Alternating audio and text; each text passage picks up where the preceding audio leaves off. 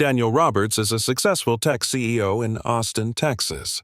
Brilliant, wealthy, and utterly alone. For 10 years, he's buried himself in work to forget the mysterious loss of his younger sister. But everything changes on one ordinary afternoon. At a bustling street market, Daniel sees twin boys selling handmade jewelry to buy medicine for their sick mother. One of them holds up a silver ring. A ring Daniel gave his sister 2 decades ago, engraved with a message only the two of them knew. Could she be alive? And if so, why did she disappear? As Daniel follows the twins home, a painful family secret is uncovered, and the stakes rise far beyond lost time. Prepare to be moved by this unforgettable journey of reunion, redemption, and the power of love to rewrite destiny. Don't miss the full story. Subscribe now and join us for more emotional and inspiring tales that prove family is never truly lost. The quiet hum of technology echoed through the glass walls of the penthouse, blending into the skyline of downtown Austin, Texas. Daniel Roberts stood barefoot on the heated marble floor, staring out over the city he helped shape. At 52, he was the force behind Medtronics, the nation's leading medical tech company, a pioneer in surgical robotics and AI-driven diagnostics. Yet, in the silence of his home, designed for prestige, not comfort, Daniel felt no pride. Only the ache of a name he hadn't spoken in years.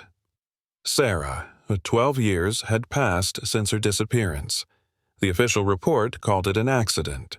Mountain terrain, low visibility, no body found. But Daniel never believed it. He remembered the last time they spoke, voices sharp with tension.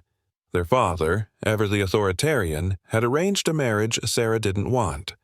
Daniel, caught between loyalty and logic, hadn't defended her. She vanished 3 weeks later. The guilt still laced his every breath. Daniel hadn't married. He had no children. He buried his grief in ambition, turning Medtronics into a global powerhouse. Colleagues called him visionary. Investors called him relentless. But in truth, he was a man running from silence, one that echoed more loudly every year. On Saturdays, he let himself breathe. No boardrooms, no shareholder reports, just solitude and a ritual walk through downtown, nostalgic traces of the city before it became digitalized, sterilized. This particular afternoon, the Texas sky hung low, brushed with warm gold and hints of violet. The kind of light Sarah would have painted if she were still around. As he approached Republic Square Park, a familiar tug of melancholy returned.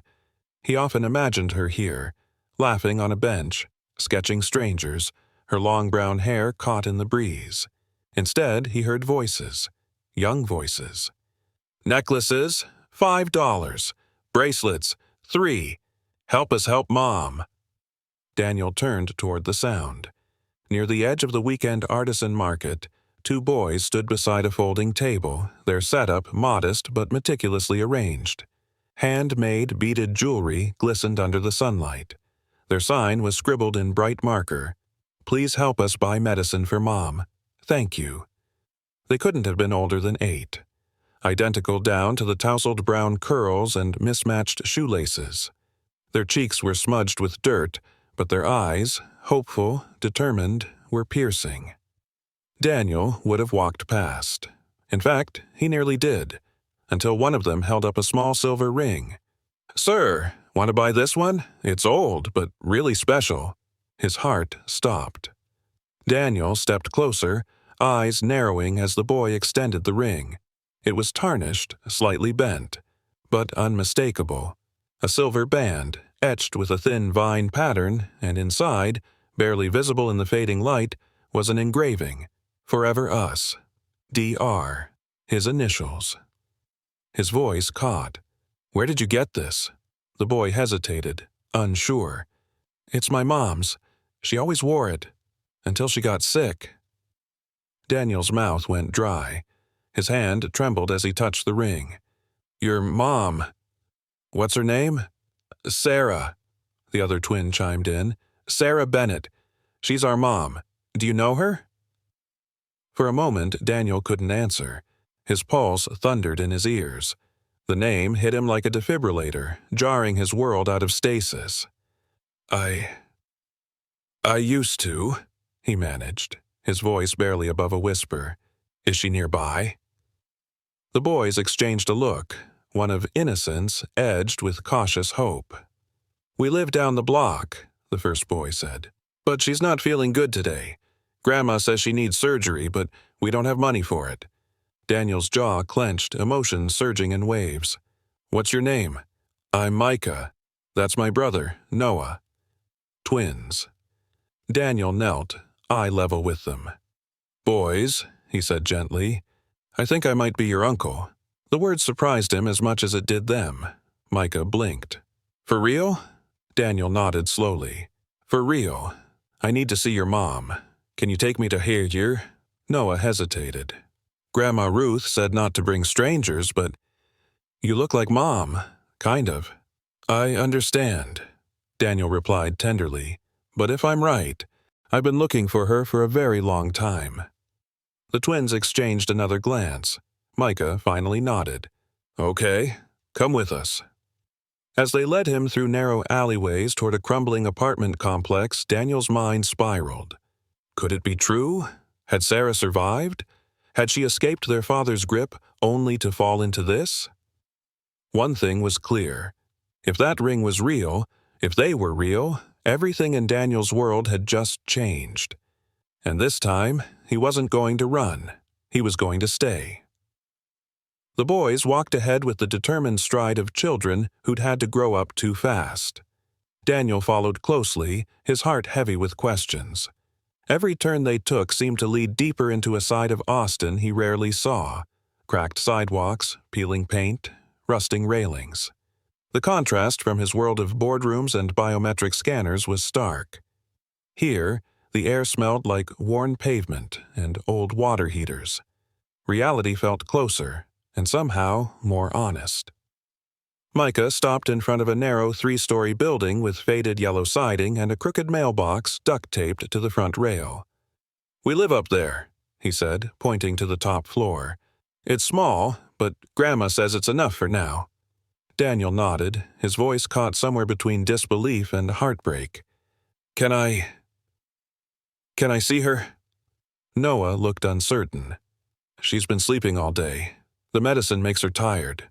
"I'll be quiet," Daniel promised. They climbed the creaking steps together. Each footfall echoed through the stairwell like it had a story to tell. When they reached the door, Micah pulled out a key from a string around his neck and opened it gently. "Grandma Ruth is out getting more soup," he whispered. "She'll be back soon." The apartment was dim and still. Daniel stepped inside slowly. The living room was modest but clean. Threadbare furniture, mismatched curtains, toys arranged neatly in a basket. A faint scent of lavender and menthol hung in the air. On the far side of the room, a faded recliner held a stack of medical pamphlets. Next to it, a coffee table scattered with pill bottles, an inhaler, and a framed photograph. Daniel picked it up with trembling hands. Sarah. She was younger in the picture, cradling two newborns in a hospital bed, her smile both exhausted and radiant.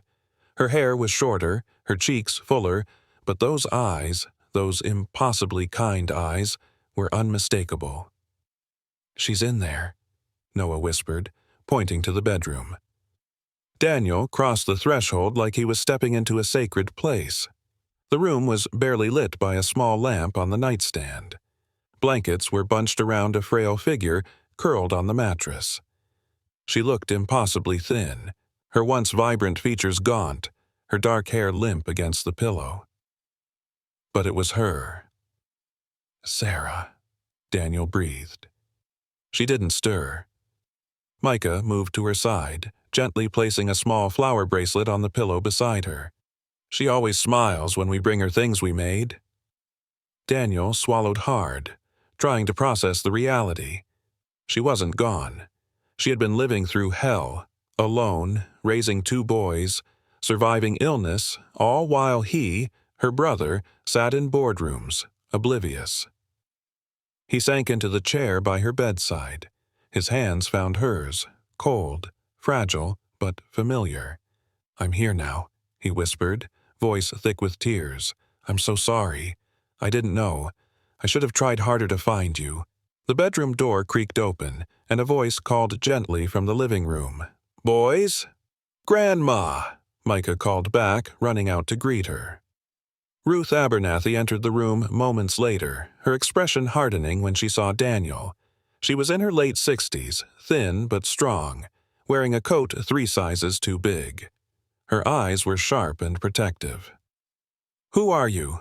she asked curtly. Daniel stood slowly. "My name is Daniel Roberts. I know she's my sister." Ruth's eyes narrowed. "Daniel Roberts, the tech guy?" He nodded. "I thought she was gone. I never stopped thinking about her, but I didn't look hard enough. That's on me." "She didn't want to be found," Ruth said, her tone softening but not losing its edge. "Your father tried to force her into something she didn't want. She ran. And then she stayed away to protect those boys from that kind of control." Daniel's jaw clenched. "My father died 3 years ago." "I know," Ruth replied. Sarah wept when she heard. "She never hated you, Daniel. She hated what he made you become." Daniel lowered his gaze, guilt washing over him like a wave. "I want to help her, and the boys. Please." Ruth studied him, then glanced at Sarah's motionless form. "She needs surgery. Her heart is failing. She's on the wait list at a county hospital, but it could be months. We don't have months." "Then we won't wait," Daniel said firmly. "I'll move her to the best hospital in the city. I'll cover everything." "And the boys?" Ruth asked. "They'll come with me. I have room. I'll take care of them, whatever they need." Ruth crossed her arms, uncertain. "You have no idea what those kids have been through. Don't make promises you can't keep." "I've broken too many already," Daniel whispered. "I won't break another." From the bed, a faint, raspy sound escaped. "Daniel?" His head snapped toward her. Sarah's eyes were fluttering open, her gaze still hazy but locked on him with disbelief. "It's me, Sarah," he said, rushing to her side. "I found you." She blinked slowly, tears welling as a tired smile broke across her face. "Took you long enough?" Daniel choked on a laugh. "Yeah," he said softly, brushing her hair from her forehead. "But I'm here now, and I'm not leaving." The next morning, the city stirred awake beneath soft streaks of orange light. As Austin's skyline stretched across the horizon, Daniel stood quietly outside St. Catherine's Medical Center. Inside, Sarah was being prepped for surgery, her heartbeat monitored, her frail body carefully lifted into clean white sheets. He had moved quickly. The night after their reunion, he called his private physician, chartered an ambulance, and had Sarah transferred out of the underfunded clinic she'd been depending on. It wasn't about guilt. At least, that's what he told himself. It was about time. Time to do what he should have done years ago. Ruth had insisted on accompanying Sarah in the ambulance, holding her hand through every turn. Daniel had taken the boys. Now, in the back seat of his Range Rover, Micah and Noah sat wide-eyed, heads swiveling as they passed glass towers, sculpted parks, and office buildings wrapped in sunlight. Their world was changing fast. "This car smells like leather and coffee," Noah said, pressing his face to the window. "Do all rich people's cars smell like this?" Daniel smiled gently from the front seat. "Maybe just mine." Micah was quieter, his hands folded in his lap. "Is Mom going to be okay?" he asked softly. Daniel glanced at him in the mirror. "She's in good hands. The doctors here are the best in the state. We're going to take care of her, okay?" Micah nodded, but his small voice betrayed the fear that clung to him. "She always said hospitals are scary, that people like us don't belong there." Daniel felt his chest tighten. "That's not true. Everyone deserves to be cared for, especially your mom." When they pulled up to his gated home in Westlake Hills, the boys fell silent. It wasn't just a house, it was a fortress of glass and stone, perched on a hill with views stretching to the Colorado River. The security gate buzzed open, and they drove past manicured hedges and a circular driveway lined with sculptures. "Whoa," Noah whispered. "This place looks like the movies." Daniel let out a quiet chuckle. "It's just home." They followed him inside. The front door opened into a soaring atrium, sunlight pouring through floor-to-ceiling windows. Polished concrete floors reflected the light, and the scent of eucalyptus drifted from a diffuser near the staircase. "Is that a robot?" Micah asked, pointing to a sleek device that roamed silently down the hallway. "Vacuum," Daniel said. "It's smarter than me most days." The boys laughed, nervously at first, but then for real. Daniel watched them drop their backpacks in the foyer, glancing around like explorers in an alien world. "Come on," he said, motioning them down the hall. "Let's get you set up." He led them to the guest wing, 2 adjoining bedrooms, freshly made beds with rocket ship duvets, and shelves filled with unopened science kits, art supplies, and puzzles. He'd called in a favor overnight, and his housekeeper had worked a miracle. Micah stepped cautiously onto the plush rug. "This is for us?" "For as long as you need it," Noah beamed. "We've never had our own beds." Daniel's throat tightened. "Well, now you do." The afternoon was a learning curve. Daniel, who had never boiled an egg in his life, found himself Googling how to make peanut butter sandwiches kids will actually eat, while Micah sorted through kitchen drawers like he was cataloging museum artifacts. At one point, Daniel tried to make smoothies. It did not go well. The blender roared like a jet engine, and within seconds, a purple explosion erupted across the countertop. Frozen blueberries, yogurt, and banana fragments splattered across his white shirt, the backsplash, and the ceiling. There was a moment of stunned silence. Then Noah burst out laughing. "Uncle Daniel," he gasped, "you look like a blueberry." Daniel stared down at himself, then at the boys, then at the mess, before laughter bubbled up in his chest and broke free. Real, loud, ridiculous laughter. Micah doubled over, holding his stomach. Even the vacuum robot, mid-cleaning cycle, seemed to pause in judgment. That was the moment something shifted.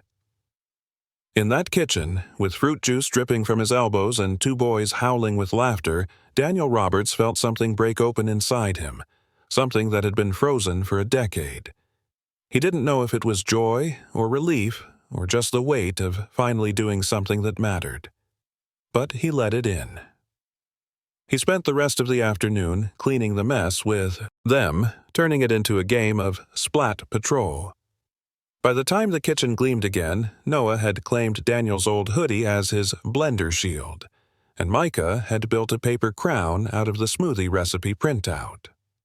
As the sun dipped low behind the hills, Daniel helped the boys brush their teeth, tucked them into bed, and read from an old children's book he found in a guest room drawer. Just before he turned off the light, Micah whispered, "Thanks for letting us stay." Daniel paused in the doorway, voice thick with quiet emotion. "Thank you for trusting me." He stood there for a moment longer, watching them drift into sleep. The house had always been silent, but now, faint breathing and soft dreams filled the air, and for the first time in years, Daniel didn't feel alone. Sarah was fighting for her life. The boys had lost almost everything, but they were here, together. And tomorrow he would begin to make this feel like home. The following morning, rain dusted Austin in a soft, persistent drizzle. The windows of Daniel's home fogged slightly from the contrast of warm air inside and cool spring air outside. It was a quiet day, the kind that invites reflection. Micah and Noah were still sleeping, exhausted from the emotional whirlwind of the past few days. Daniel sat alone at the kitchen island, sipping black coffee, his eyes lost in the slow rotation of the ceiling fan above. He hadn't been to the hospital yet. Not because he didn't want to, he did, deeply, but because the weight of what Sarah might say when she woke up filled him with nervous anticipation. There was a time when she was his best friend. She would sneak into his room and steal his hoodie just to annoy him. She used to tape goofy-face drawings inside his college textbooks so he'd smile before exams. And then she disappeared. A soft knock broke his thoughts. It was Ruth, holding a manila envelope carefully in her hands. Her eyes, as always, were kind but firm. "They found this in Sarah's things at the hospital," she said, placing it gently on the counter. "I thought you should have it." Daniel set down his mug and carefully opened the envelope. Inside were several folded pages, yellowed at the edges. The top one bore Sarah's delicate handwriting, her looping S's and tightly curled R's exactly as he remembered. He hesitated. His hands trembled. "Take your time," Ruth said gently, before turning and walking away, giving him space. He unfolded the first page. At the top, written in thick black ink, were the words, "In case he ever finds us." "To my sons, and maybe to my brother, if he ever sees this. There are things I've wanted to say for years but never could. Not because I didn't want to, but because I didn't think anyone would listen. Micah and Noah, if you're reading this, I hope I've been strong enough to raise you into the kind of boys who understand love, even when the world doesn't offer much of it. I hope you've inherited your uncle's stubbornness, in small doses, and his kindness, which he hides behind business suits and coffee cups. Daniel, if this letter finds you, I'm sorry. I'm sorry I left. I'm sorry I couldn't stay and fight longer. But after what Dad tried to force me into, I had to go. I didn't want you to see me shatter, and when I found out I was pregnant, it wasn't just me I had to protect anymore. I never stopped loving you. I never stopped believing in you, and even when I told the boys I had no family, it wasn't because I'd given up on you. It was because I couldn't bear the thought of them being rejected the way I was. I hope you've built the empire you dreamed of, but I hope even more that you found someone to laugh with again. If you're reading this because you found them, our boys, please don't walk away. They deserve to know their uncle, and maybe, if fate is still kind, maybe you and I will find each other again. Love always, Sarah. By the time Daniel finished the letter, his face was wet, not with rain, but with quiet tears that slid unchecked down his cheeks. She hadn't hated him. She hadn't vanished out of spite. She had run to protect herself. And those boys, those bright, curious, brave boys, were his family. Not in some distant legal sense, but truly. Blood and bone, memory and meaning. He read the letter again, slower this time. Every sentence like a key unlocking the years of guilt, the ache of not knowing, the fury at a past he'd tried to bury under boardroom victories and 10-figure acquisitions. When he finally looked up, Ruth was standing in the hallway with a towel in hand, pretending to clean a vase that hadn't needed polishing in years. "She wrote that for them," Daniel said hoarsely, "but it saved me." Ruth approached slowly, her eyes gentler now. She loved you fiercely, even when life gave her every reason not to. He nodded. "I need to go to her." At the hospital, Sarah's room was warm and quiet. Machines hummed with rhythmic precision. A nurse checked vitals as Daniel stepped inside, his presence hesitant, like a man entering a sacred place. Sarah was still unconscious, her face pale, but peaceful. She looked like she was resting after a long storm. Her hair, thinner now, was pulled back gently. Her fingers lay curled beside her. Daniel pulled a chair closer and sat beside her bed. He didn't know what to say, so he said what he never could before. "I'm here," he whispered.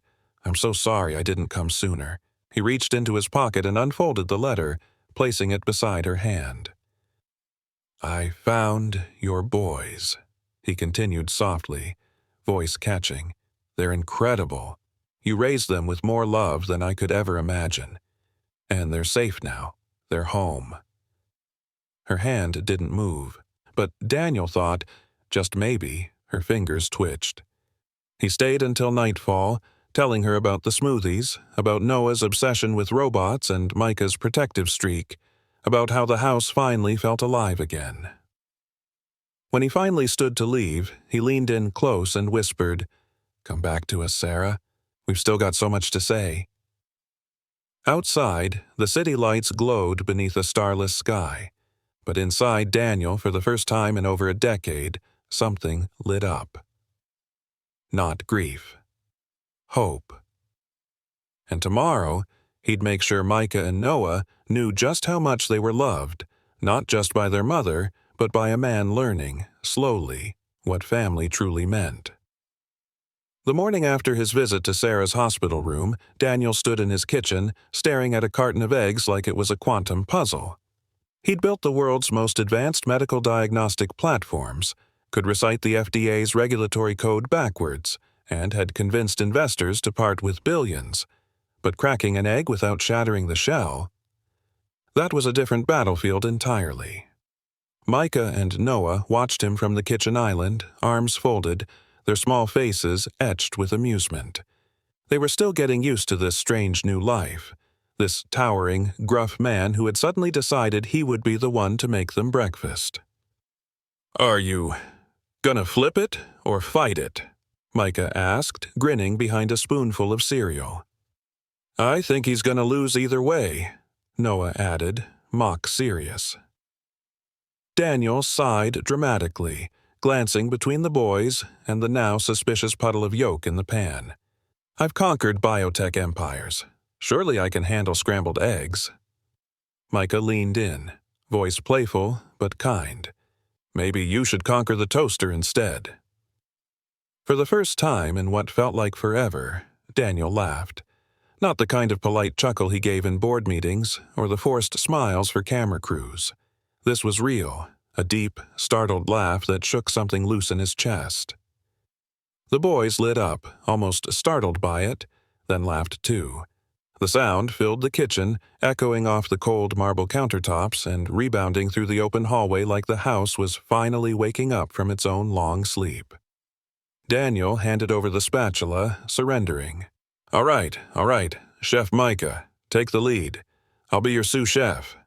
Micah jumped down from his stool and took command, while Noah continued giving instructions from his perch. "Heat's too high," Noah advised, squinting like a scientist over a microscope, "unless you want egg bricks." As they cooked, Daniel watched them with quiet wonder. The way they moved together, communicated without always speaking, the way their eyes searched for approval. He'd missed all of it for 8 years. But he had the chance now to be present. That thought both terrified and thrilled him. After breakfast, they called the hospital. Sarah was still resting, but the nurse said her vitals were improving steadily. Noah took the phone and whispered, "Get better, Mom. We're with Uncle Daniel now. He made eggs, kind of." Micah giggled in the background and Daniel turned away discreetly, blinking back a sudden sting behind his eyes. Later that day, Ruth stopped by the house. She stood in the grand foyer, her eyes scanning the elegant walls and polished floors until they landed on the 2 boys racing each other down the hallway with unmatched joy. "I didn't think I'd ever see them laugh like that," she said softly. Daniel stood beside her, his voice low. "Neither did I." "You're doing all right," she said, offering the rare gift of praise. "You're not trying to be perfect. That's usually the trick." He nodded, unsure how to receive kindness when he still carried so much guilt. "They'll need structure, routine, but mostly," Ruth continued, "they need you to stay. Not just today, not just this week." Daniel looked at her, his jaw tightening slightly. "I'm not going anywhere." That afternoon, they sat on the patio, Daniel on a cushioned chair with a book he wasn't reading, and the boys lying on their stomachs sketching rocket ships and robots across sheets of printer paper. Micah's drawing was filled with gears and levers. Noah's had a robot with Mom's Medicine Delivery System written across its chest. "They're amazing," Daniel said, smiling faintly. "They miss her," Ruth said, "but they're starting to hope again." That night, while tucking the boys into their temporary room, still sparsely decorated, though Daniel had ordered beds, nightlights, and soft blankets, Micah pulled him close. "Will you be here when we wake up?" he asked, his voice small and tentative. Daniel knelt beside the bed. "I will." "You promise?" Noah added from the other side. He looked at both of them, letting the truth rest in his voice.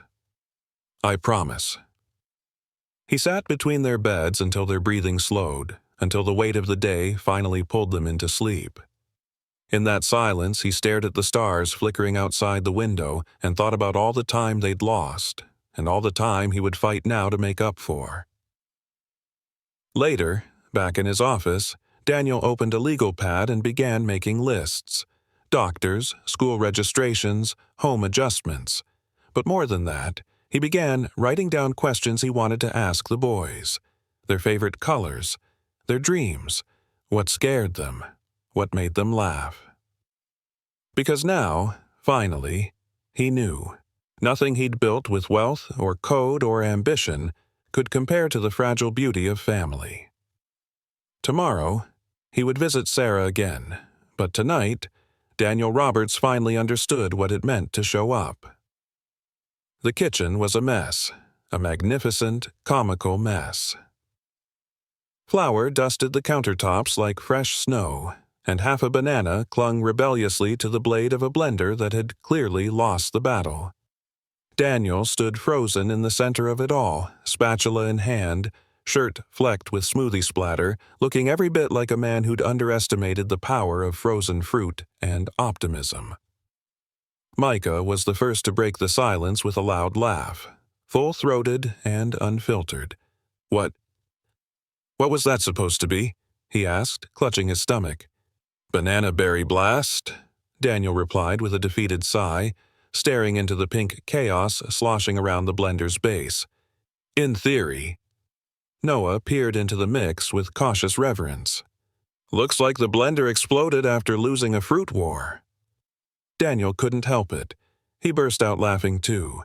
The sound was still unfamiliar in his own house, but every time it came it felt more natural, more right. "You two said you liked smoothies," he protested half-heartedly, wiping his hands on a towel. "We do," Micah grinned, "when they don't try to attack." The three of them spent the next 20 minutes cleaning up, Micah proudly wielding a dish towel like a sword, Noah directing the operation with an intensity that rivaled NASA engineers. Daniel scrubbed the blender base, chuckling as Micah narrated the great smoothie disaster of 2024 in the tone of a wartime documentary. But somewhere in that simple cleanup effort, something shifted. The walls of formality continued to crumble, and Daniel, once rigid and cold in his habits, began to feel something new bloom inside him, a quiet warmth that didn't need definition. Later that day, after picking the boys up from a library visit with Ruth, Daniel parked the car outside the hospital and turned around in his seat. "Do you want to see your mom today?" Micah's eyes lit up instantly. "Really? You mean now?" Noah's voice was softer. "But she's still sleeping most of the time." Daniel nodded gently. "She's resting, but it might help just hearing your voices." They entered the hospital in near silence, the boys clinging to Daniel's hands as they walked through the towering glass doors of Harborview Medical Center. The halls were clinical and cold, but the nurse at the ICU desk smiled warmly at the sight of the two small visitors. Inside Sarah's room, the monitors beeped steadily. She looked pale, fragile, but Daniel saw something new in her face that hadn't been there days ago. Color, life fighting its way back. Micah stepped close to the bed, hesitant. "Mom?" No response, but the soft rise and fall of her chest reassured him. Noah fidgeted beside him. "Can we read to her?" Daniel blinked back sudden tears. Yes, That's a beautiful idea. The nurse brought in a small children's book from the waiting area, a worn copy of Charlotte's Web. The twins sat on either side of Sarah's bed and took turns reading aloud. Their voices wobbled at first, then gained confidence, rising with each page. Daniel sat in the corner, heart full. He watched as Noah gently tucked Sarah's hand beneath the blanket, and Micah turned the pages like they were sacred. That night, as they walked back to the car under a Seattle sky streaked with golden pinks and grays, Noah looked up at Daniel. "Do you think she heard us?" "I do," Daniel said, meaning it. "I think she hears everything." Back at the house, bedtime brought a new challenge. Daniel stood in the hallway, holding 2 brand-new nightlights still in their boxes, and looking into the room that was slowly becoming a real space for the boys. The beds had arrived. Twin bunks with navy blue covers. Stuffed animals from a shopping trip earlier that week sat propped up near their pillows. Micah had already climbed under the covers, reading by flashlight. Noah was still brushing his teeth, humming something cheerful. Daniel installed the nightlights with a bit more ease than the blender incident. They cast soft glows, one shaped like a moon, the other like a robot. "I don't like the dark, either," Daniel admitted as he tested one, catching Micah's eye. Micah raised an eyebrow. "Really?" He nodded. "Especially the kind that lives inside your head." Micah didn't respond right away, but before turning off his flashlight, he said quietly, "It's not as dark with you here." Daniel stood in the doorway until both boys were asleep, and though he didn't know it, that night would be the first night they slept through until morning since their mother was hospitalized. At midnight, Daniel returned to his office and sat at his desk. He didn't open work emails. He didn't check stock values. Instead, he opened a photo album Ruth had brought by, a collection of images from the shelter, from school fundraisers, from birthdays spent with cardboard cakes and paper crowns. There was one picture that stopped him cold. Sarah, thin but beaming, held Micah and Noah on her lap. Their faces were messy from frosting, and one of them was laughing so hard his eyes were closed. On the back, Ruth had written a date, the same week Daniel had been in Davos speaking at a global health summit. He closed the book gently, like it held something sacred. The next morning, he picked up the phone. "Ruth," he said, "I need your help.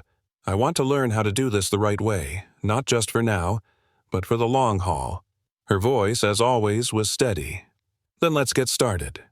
The sun had barely risen when Daniel returned to Harborview. His steps echoed quietly through the hospital corridors, a blend of polished tile and early morning stillness wrapping around him like a memory. Sarah remained unconscious, her frail form resting beneath the thin white sheet, her breathing shallow but steady. A nurse greeted him with a gentle nod, handing over a small canvas tote. "These were with her when she came in," she said softly. "Personal items. We didn't want them lost." Daniel took the bag with care. "Thank you." Back at the house, while Micah and Noah finished breakfast, pancakes this time, from a mix Ruth had dropped off, Daniel brought the tote into his office and opened it. Inside were simple belongings: a worn wallet with no cash, a bundle of receipts tied together with string, and, at the very bottom, a small leather-bound book, soft from age and stained faintly around the corners, her journal. He hesitated, fingers trembling, then opened it. The first entry was dated 9 years ago, June 15th. "I'm scared, but I feel them move. 2 heartbeats inside me. I wish I could tell him, but I know I can't. Not now. Not after the fight. Not after he said I'd ruined everything." Daniel's throat tightened. He read on. "July 3rd. Mom's voice plays on loop in my head. You brought shame." As if love was shameful, as if running from that house wasn't survival. I miss Daniel. I wonder if he still thinks of me. Probably not. He has a company now, a name to build. I have babies to carry and no one to call. His vision blurred. He wiped his eyes and kept reading. November 8th. They're here. Tiny and beautiful and loud. Micah has lungs like a lion. Noah watches everything even when he's supposed to sleep. I gave them both your eyes, Daniel. Your middle name, too.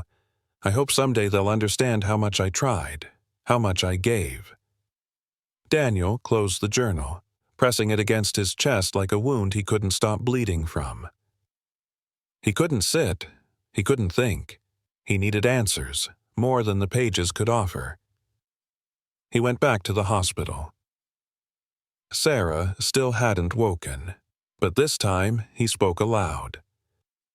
"I was wrong," he whispered, the words raw with regret. "I thought you ran. I thought you lied, but it was me. I let you go because I couldn't see past my own pride, and now you're here and I don't know if you'll ever wake up to hear me say it." The beeping machines didn't respond, but something inside him cracked, letting light in where it had never been before. That night, as he sat beside her, Micah's voice called from the doorway. "Uncle Daniel?" Daniel turned, startled. "How did you—" "We asked Ruth," Noah added softly. "We wanted to see Mom again." Daniel stood quickly, motioning them in. "Of course. Come sit." The boys tiptoed in, their small forms dwarfed by the hospital room. Micah placed a daisy on Sarah's tray. "It was the prettiest one from the park today." Noah climbed into the chair beside her, holding her hand gently. We read to her again. Daniel knelt beside them. "Your mom, she's strong. She's always been strong, even when I wasn't." Micah looked at him, eyes too wise for 8. "You knew her before?" Daniel nodded, barely able to keep his voice steady. "She's my sister, my little sister, and I didn't take care of her when I should have." Noah leaned against him, quiet and unsure. "You're our real uncle?" Daniel wrapped an arm around both boys, pulling them close. "Yes, and I'm sorry it took me so long to find you." Micah looked down. "We used to ask about family. Mom would say she had a brother once, a smart one, but she didn't think he wanted to be found." Daniel winced. "I didn't know how much I wanted to find her, until it was almost too late." Silence hung between them, heavy but not hopeless. Finally, Noah whispered, "You won't leave again, right?" Daniel cupped the back of his head gently. "Never." They sat like that for a long time, 2 boys holding on to the only adult they trusted, and a man finally understanding what it meant to truly belong to someone. Back home, Daniel tucked the boys into bed personally. Micah curled up with a tattered plush lion. "Was Mom always this sick?" Daniel shook his head softly. "No, she got sick from stress, from life being too heavy for too long. But we're helping her now, all of us." Noah yawned. "Did she really name us after you?" Daniel smiled. "Yes. She wrote about it, said she wanted you both to carry something good from her past." Micah blinked slowly. "Then we're her future too." Daniel kissed their foreheads, one after the other. "Exactly." And as he turned off the light, Noah whispered, "You don't have to be perfect, Uncle Daniel. Just stay." "I will," Daniel said, barely able to speak. Outside the door, Ruth stood with a warm mug of tea in hand. "You read it?" she asked gently. He nodded. "Then I don't need to ask what you'll do next." Daniel looked past her, toward the window where the night sky stretched endlessly over Seattle. "No," he said, voice steadier now. "Next, I fight for her." 2 days after Daniel read Sarah's journal, the quiet rhythm of their new life was shaken by a knock that came just after sunrise. He opened the front door, expecting Ruth or perhaps a package from the organic grocer he'd started using for the twins. Instead, a tall man in a suit leaned against the doorframe, sunglasses too dark for the morning, smile too smug for a stranger. "You Daniel Roberts?" the man asked, sliding off his glasses with deliberate slowness. "I am. Can I help you?" The man flashed a file folder. "Name's Seth Conway. I'm here on behalf of my client, Mr. Adrian Marsh. He's the biological father of Micah and Noah, and he's filing for emergency custody." Daniel's stomach dropped. Behind him, the boys were in the kitchen with their tutor, oblivious to the hurricane forming at the front door. "You're mistaken," Daniel said cautiously. "Their mother, my sister, is in the hospital. No father has ever been mentioned." "Well," Seth said smugly, "perhaps she had her reasons. Mr. Marsh claims he only recently discovered the children exist, and he's prepared to pursue full legal custody." Daniel's hands curled into fists at his side. "He's lying." Seth shrugged. "Then prove it in court." He handed Daniel the envelope and turned, offering a mock salute. "Good luck, Mr. Roberts. You're gonna need it." The door clicked shut behind him with a finality that echoed through Daniel's ribs. Later that morning, Daniel sat with Ruth at the kitchen table, the court documents spread between them. The twins were at school. Thanks to Sarah's journal and Daniel's newfound sense of purpose, he'd enrolled them at a private academy near his home. Ruth read silently for a long moment before speaking. This man, Marsh. He listed no address, just a P.O. box. Daniel nodded grimly. "My legal team's already trying to trace it, but the timing is too perfect. Sarah's still in the hospital. He's striking while she can't fight back." "And you think he's connected to the press leak?" Ruth asked. Daniel exhaled, tension simmering. "Absolutely. Someone posted photos of me and the twins yesterday on a parenting forum that's been reshared over 20,000 times. He's turning public sympathy into leverage." Daniel nodded. "And if he wins, those boys lose everything." Ruth's voice dropped. "Do you think he's really their father?" Daniel met her eyes, fierce and unwavering. "No, not for 1 second." The next morning, things got worse. A state social worker arrived, crisp and detached. Her name was Megan Ferris, and she wore her professionalism like armor. "I've been assigned to assess the children's living situation," she said. "Given the custody petition, we're required to investigate both households. Until further notice, visitation with the children must be supervised." Daniel stared at her. "Are you serious?" She gave him a measured look. "This is protocol, Mr. Roberts. No one's accusing you of wrongdoing, but we need to ensure stability while the court reviews the case. They're living with their biological uncle in a safe, stable home." "Unconfirmed," she cut in gently. "You filed for emergency guardianship, but it hasn't been finalized. Until then, I'll be monitoring all interactions." Daniel fought to contain his fury. "Their mother is unconscious, and you're treating this like a custody battle between two equal parties?" Megan softened slightly.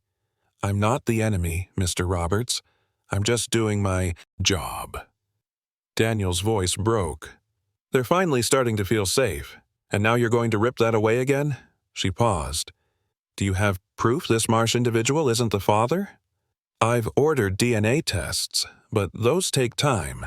She hesitated, then quietly added, "If I see with my own eyes that the children are better off here, it'll matter.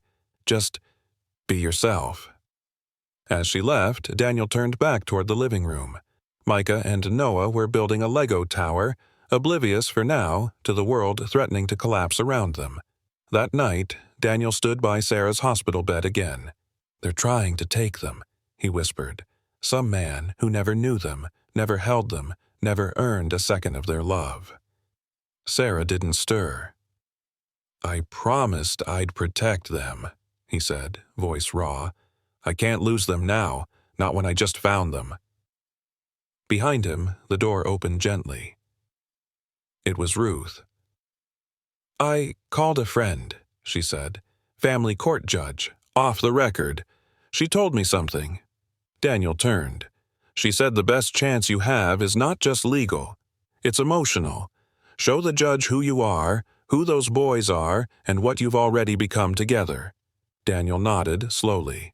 "Then I'll do whatever it takes." By the end of the week, the tension reached a boiling point. The media caught wind of the custody dispute. Rumors swirled that Daniel had adopted twin boys for public image recovery after a failed product launch months ago. Commentators speculated if it was all a PR stunt. Daniel's board panicked. They summoned an emergency meeting, warning that stock was slipping. One member even suggested he step aside as CEO until the scandal resolved. Daniel stood, spine rigid, voice clear. "If I have to choose between saving my company and saving my family, I choose my family, every time." Gasps, murmurs, but no one interrupted. He continued, "These boys are not a narrative. They're not a scandal. They're not a distraction. They're my blood, and I will not abandon them for your comfort." No one dared argue further. Back home, Micah waited up, sleepy-eyed but worried. "Are they going to take us away?" he asked softly.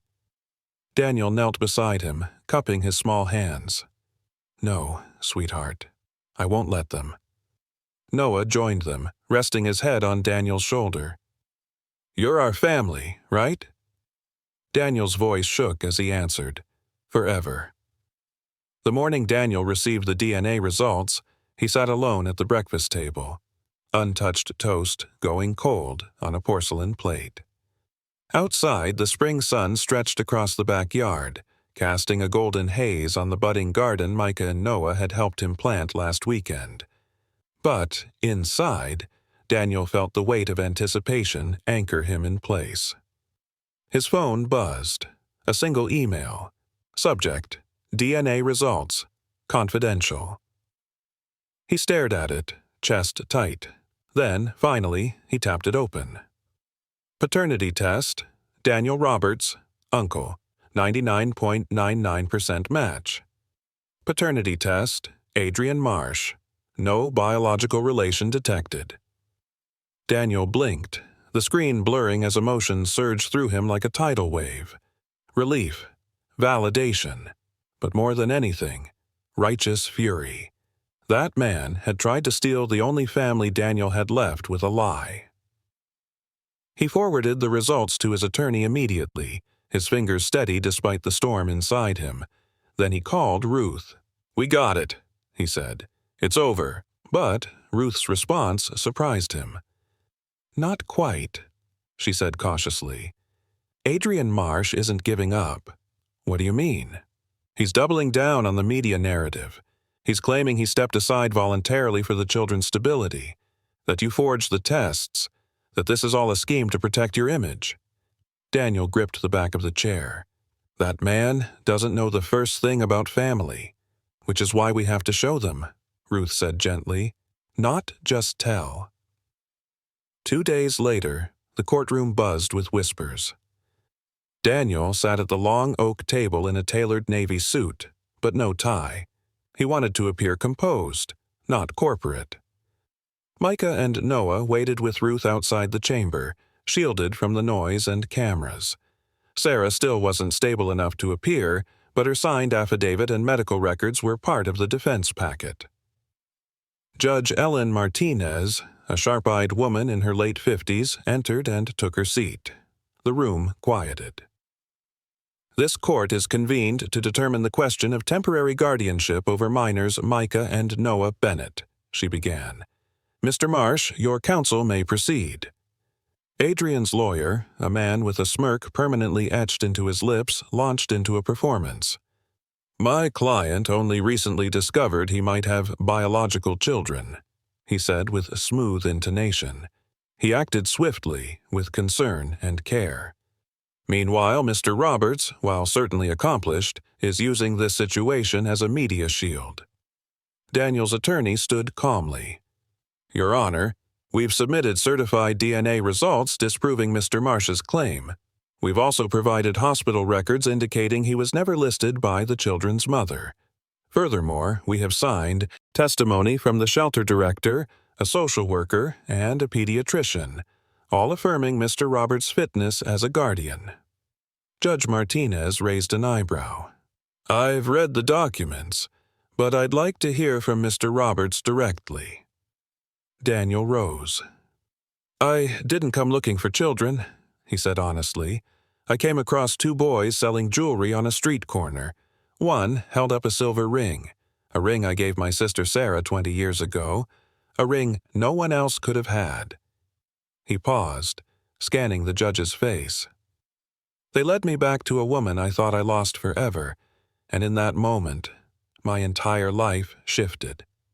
Suddenly, everything I thought mattered, company shares, quarterly growth, prestige, it all felt empty. Because family isn't measured in headlines. It's measured in the quiet moments.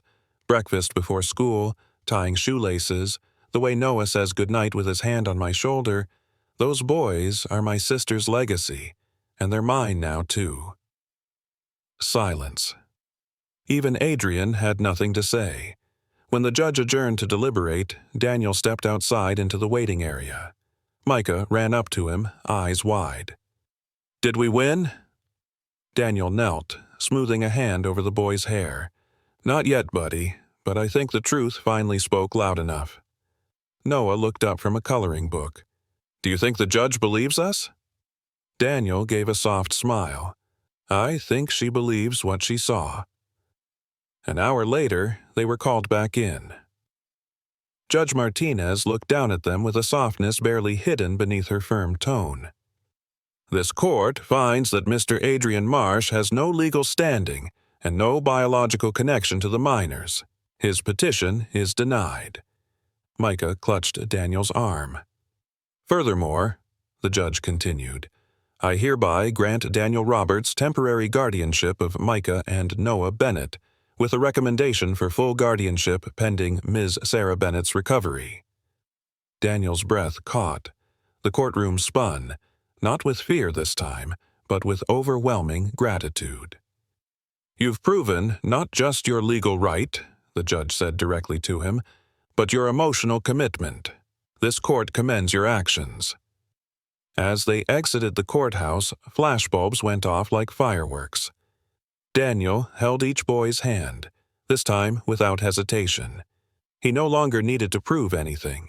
He simply needed to live it, every day, from now on. Back in the car, Noah leaned against him sleepily. "So, you're really our uncle?" Daniel looked at him in the mirror, then met Micah's eyes. "I'm more than that," he said quietly. "I'm your family." Micah whispered, "Forever?" Daniel squeezed his hand gently. "Forever, boys. I'm not going anywhere." The morning after the court ruling, Daniel Roberts stood at the window of his office on the 28th floor, watching the city stir to life beneath a pale Austin sky. The skyline glistened with glass and ambition, symbols of everything he'd spent decades building. But for the first time in years, he felt disconnected from it all. Behind him, the boardroom buzzed with tension. Margaret, his longtime assistant, entered quietly. "They're ready for you." He nodded, adjusted his sleeves, and turned from the window, not with the commanding stride of the tech mogul they knew, but with a quiet resolve forged in a courtroom, not a conference one. Inside, 11 board members waited around the polished oak table, some with arms crossed, others scanning reports. At the head sat Richard Hanley, a man Daniel had once mentored, now the unofficial voice of the investors. "Daniel," Richard began without pleasantries, "you've missed 5 scheduled strategy meetings. Shareholder confidence is dropping, and the Marsh scandal didn't help." Daniel took his seat slowly. "It's not a scandal. It's my family." A murmur passed through the room. Richard pressed on. "Regardless, perception drives market response. Our stock dipped another 6% this week. We need leadership, focused, present, strategic leadership." Daniel's fingers laced together. "I understand your concerns. That's why I'm here, to give you clarity." He paused. Around the table, eyes flicked up, some skeptical, others wary. "For decades," he continued, voice even but firm, I gave this company everything. Late nights, broken relationships, missed holidays. I built Robert's MedTech into a pillar of innovation in healthcare, and I'm proud of that. Richard leaned back, wary of the turn in tone. But last month, Daniel said, I found my sister, Sarah, alive but barely hanging on. I found her sons, my nephews, selling jewelry on the street to buy heart medication. A ripple of discomfort swept through the room. These weren't just headlines anymore. They were truths spoken aloud. I stepped in, he said, his voice softening. I became their guardian. I took responsibility. A board member from finance, Monica Reyes, interjected cautiously. We empathize, Daniel, but the company is facing a competitive merger season. Your presence is critical. Daniel nodded. I know, but let me be clear. If this board believes that being a father, figure, a guardian, and a man who finally puts people before profits disqualifies me from leading, then I will step down. That landed like a thunderclap. Daniel, Richard began. No, Daniel cut in gently but firmly. This isn't a resignation. This is a recalibration. He stood, slowly, and opened the manila folder Margaret had placed beside him. Inside this are transition plans, delegated responsibilities, departmental autonomy proposals, and a restructuring of my calendar.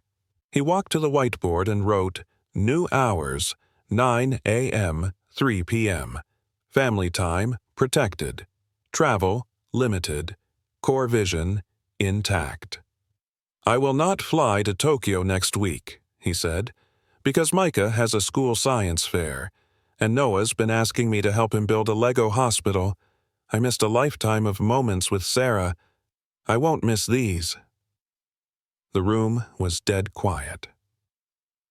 Monica finally spoke. The optics of this might actually work in our favor. Daniel raised an eyebrow. I mean, a CEO who doesn't just preach family values, but lives them? Who fights for kids instead of contracts? She looked around the table. It's the kind of authenticity PR teams dream about. Another member nodded. If we spin this right, shareholders will see stability, not abandonment. Compassion, not distraction. Richard sighed heavily, then cracked a smile. I always did say you were unpredictable. Daniel returned the smile faintly. Maybe I'm just finally becoming who I was supposed to be. Margaret stepped forward. There's one more thing.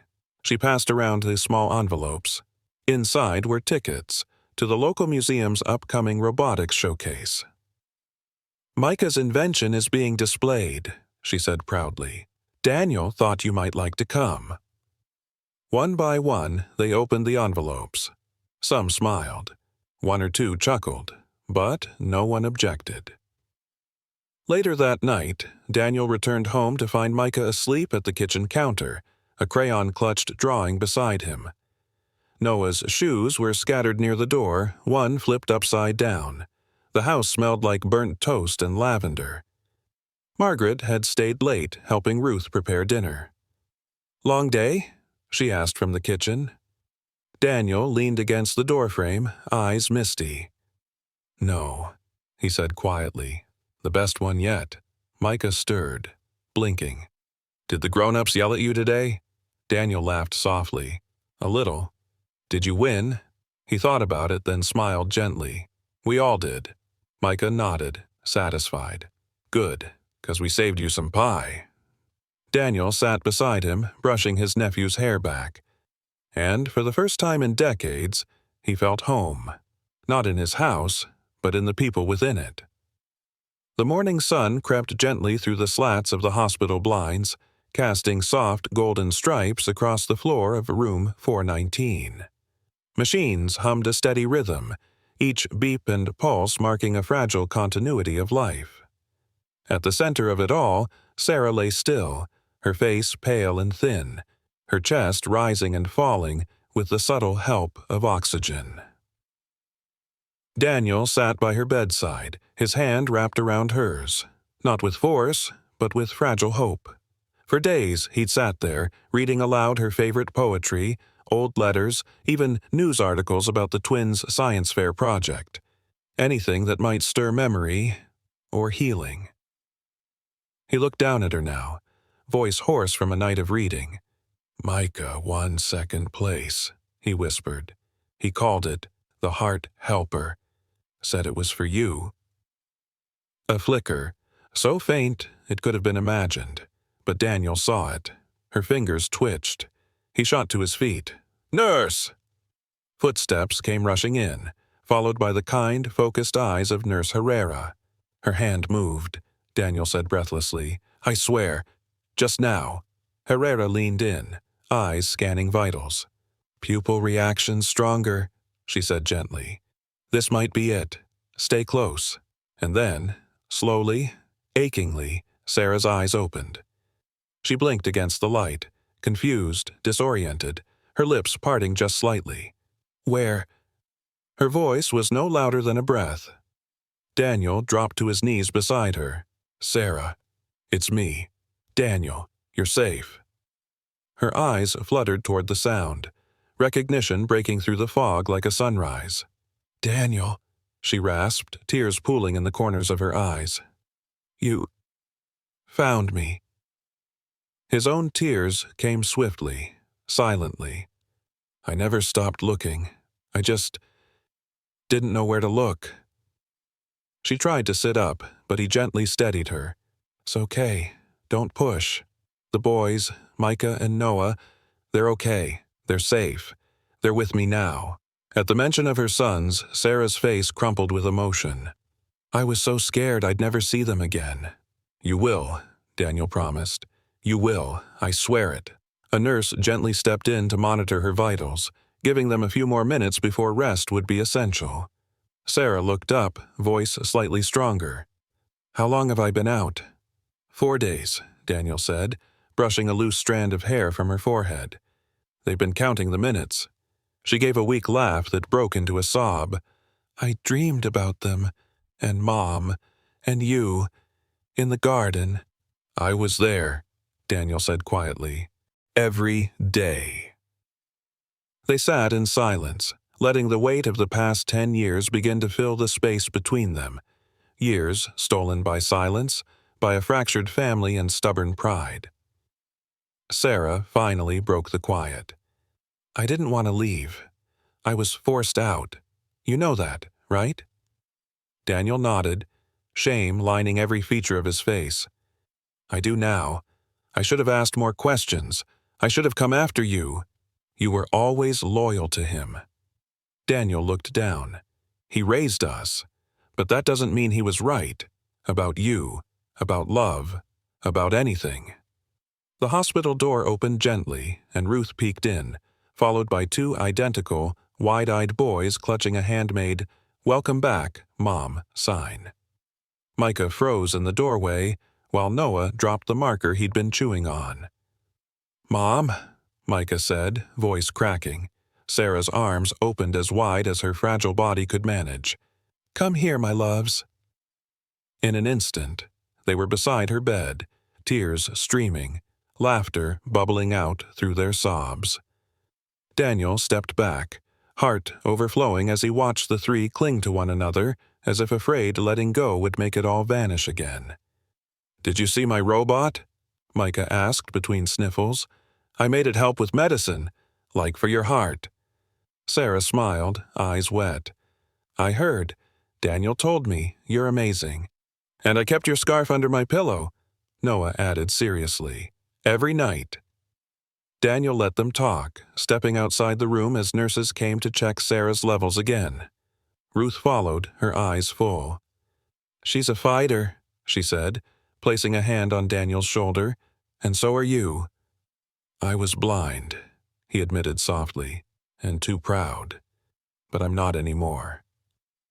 Ruth gave a small smile. "Then you're just in time."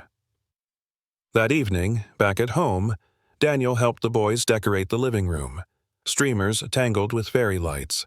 A modest cake sat on the table and Sarah's favorite old song played on low from the Bluetooth speaker. When Sarah finally arrived, wheeled in gently by Ruth, her face lit up in disbelief. "What is all this?" "Your birthday," Noah declared. "It's not my birthday," she laughed. "We missed too many," Daniel said warmly. "So, we're starting now." As candles were lit, and Micah tried to keep Noah from licking the frosting, Sarah whispered to Daniel, "You didn't have to do all this." "Yes, I did," he said, emotion thickening his voice. "Because I broke something when I turned my back. And this is the start of making it right." She looked at him long and deep, then reached for his hand. "You're already doing that." Noah climbed onto the couch and pointed.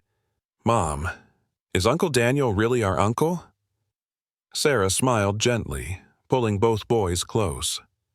"He's not just your uncle. He's the man who showed up, and that makes him family. Forever." And in that moment, under dim lights and messy decorations, surrounded by laughter, love, and a future still healing, Daniel Roberts knew that for the first time in decades, he was exactly where he belonged. The scent of cinnamon and warm vanilla lingered in the living room as the birthday candles flickered against the dimmed evening light. Laughter rolled like soft waves through the once quiet halls of Daniel's home, now filled with motion, memory, and healing. Sarah sat nestled into the corner of the plush couch, wrapped in a pale green shawl that had once belonged to their mother, her cheeks flushed from joy more than exhaustion. Micah was sprawled on the floor, carefully applying glitter to a poster for school, while Noah methodically sorted Legos by size and color. Daniel stood by the kitchen island, watching them, a gentle smile tugging at the corners of his mouth. The transformation of this house mirrored something deeper within him. Once a sterile, polished fortress, it now breathed, alive with color, noise, and family. "Uncle Daniel," Micah called, holding up a drawing. "Do you think this is good enough to go on the fridge?" Daniel crossed the room and took the drawing with deliberate reverence, examining the crayon image of a stick figure family. Sarah, the twins, and himself in the middle, arms wide and smiling. His voice cracked a little. "This is more than good enough. It's perfect." He walked to the fridge, placing it dead center with a new magnet. As he stepped back, Sarah watched him quietly, a softness in her eyes that hadn't been there months ago. "You've changed," she said gently. Daniel looked at her, then back at the picture. "I think I've remembered who I was meant to be." Just then, his phone buzzed on the counter. He sighed, not wanting to break the moment, but glanced down. It was an email from a local journalist. The subject line read, "Story request, the CEO who chose family." He opened it out of curiosity. Inside was a short message. "We've heard about your journey, how you found your sister, helped your nephews, and turned down major deals to stay with your family. People need to hear stories like this. Would you speak with us?" Daniel read the words twice, then looked up at the scene before him. Sarah, humming as she folded laundry, the boys playing on the carpet, the walls still echoing the soft rhythm of belonging. He closed the email. "No," he murmured to himself. "The only people who need this story are already here." Later that weekend, the family took a small trip to Zilker Park. Spring in Austin painted the world in hues of wildflowers and soft blues. The sun warmed the shoulders of runners and children, and the smell of barbecue drifted lazily through the air. They laid out a checkered blanket by the water, right near the hill where Sarah and Daniel had picnicked as kids.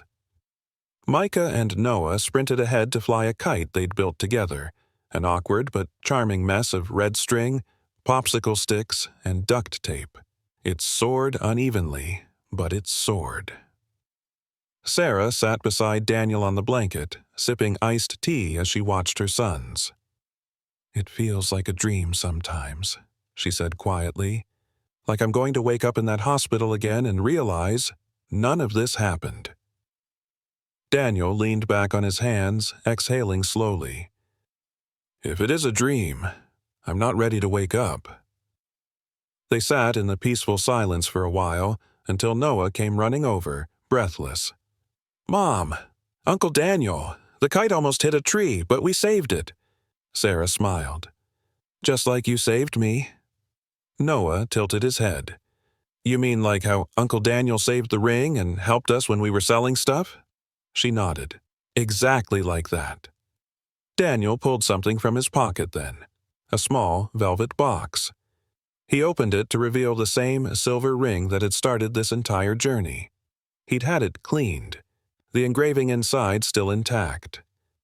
"Forever Us, Dr." Sarah touched it gently, a tear tracing the line of her jaw.